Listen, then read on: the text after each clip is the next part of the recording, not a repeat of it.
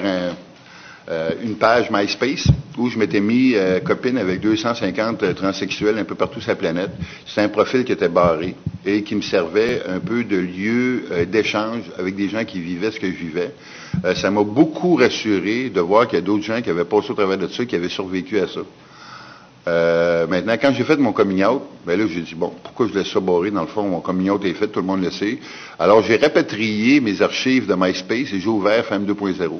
Et j'ai continué de documenter ce que je faisais, pour moi-même d'abord, et aussi pour les autres trans, et aussi pour la population en général. Parce que malheureusement, c'est un des derniers tabous de notre société, puis pour que les gens sachent qu'est-ce que c'est, ben, il faut qu'ils en entendent parler.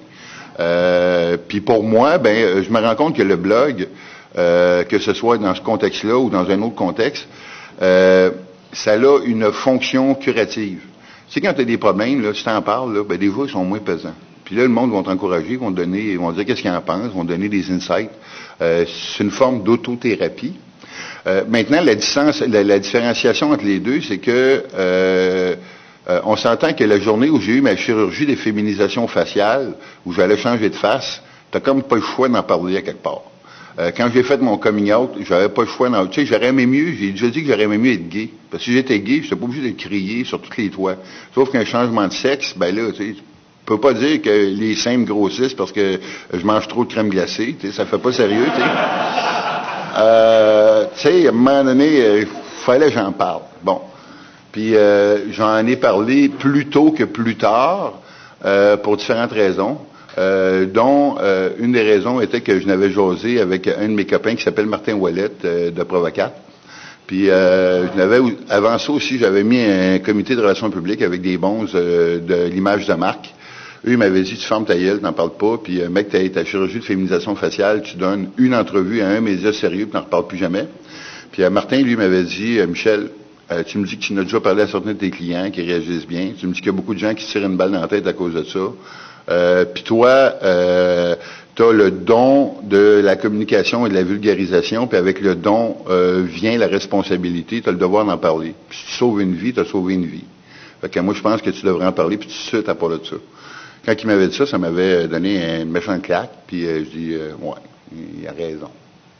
Fait que j'ai fait mon coming out alors que j'étais encore un homme, que j'étais bien un homme. J'avais commencé les traitements hormonaux, mais socialement, j'étais un homme. Et ça, ben, tu sais, c'était un gros risque. Parce que moi, je pensais perdre ma business. Sauf que j'avais pas vraiment le choix, tu sais. Puis j'étais rassuré parce que je savais que j'avais déjà certains clients qui m'avaient compté. Moi, j'ai rencontré tous mes clients puis mes amis, un par un, pour leur annoncer ce que je vivais. Puis, tu sais, entre autres, je me souviendrai toujours un de mes clients qui était un ancien banquier d'un service financier, quelqu'un d'assez, dans la soixantaine, complet guéri, assez conservateur, tu sais. On était sur un petit restaurant sur Bernard, puis j'avais annoncé ça, puis il dit « Tabarnak, Michel! Tu me dis ça, puis moi, j'étais un homophobe! Moi, là, la semaine des gays, les gays, tu comptes ça, puis je le dis à tout le monde, puis tu me comptes ça, puis ça me touche. » C'est « OK. » Fait que là, il dit « Moi, je vais être là, puis je vais te supporter, puis il dit « Il n'y a pas de problème, je vais tout faire, puis je vais... » J'ai dit « OK. » Mais là, je dis, il faut que je te le dise, là, je dis, je suis lesbienne aussi. Je dis, ben, je vais m'adapter, tu sais. OK. Puis le lendemain, il m'écrit, puis il veut avoir de l'information, il veut la comprendre, il veut que j'y envoie de la littérature là-dessus. Fait que comment je fais la différence entre les deux? Ce qui est clairement le sujet transsexuel, c'est sur Femme 2.0. Ce que j'ai pas le choix de parler parce que c'est un chaînon crucial de ce que je vis. J'en parle sur les deux. Puis le reste, ben, c'est sur michelblanc.com. Maintenant, sur michelblanc.com, puis il y a quelqu'un qui a fait un billet, Étienne Chabot, qui était très intéressant. Puis il disait les épices d'un blog à succès. Puis je dis ça souvent à mes clients. Moi, mon sujet de prédilection, c'est les stratégies web et le marketing Internet. Mais ça arrive que je mets d'autres affaires qui n'ont pas rapport. T'sais? Par exemple, à un moment donné, j'ai mis une recette de sauce à spaghetti. Puis j'ai fait un billet après ça disant pourquoi j'avais mis une recette de sauce à spaghetti.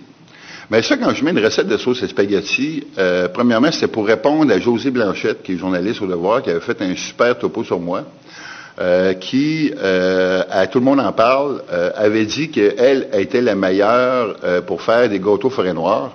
Et moi, j'ai un péché mignon, c'est un gâteau forêt noire, un vrai gâteau forêt noire trempé dans le kirsch. Alors, comme on est chum Facebook, j'avais écrit que j'étais prêt à payer n'importe quoi pour qu'elle m'en fasse un. Et même à lui faire une batch de ma sauce ragoût bolognaise qui était tombée sur le cul. Donc, quand elle m'a donné rendez-vous pour faire un topo sur moi, j'ai amené un échantillon de ma sauce. Elle y a goûté. Elle l'a trouvée bonne.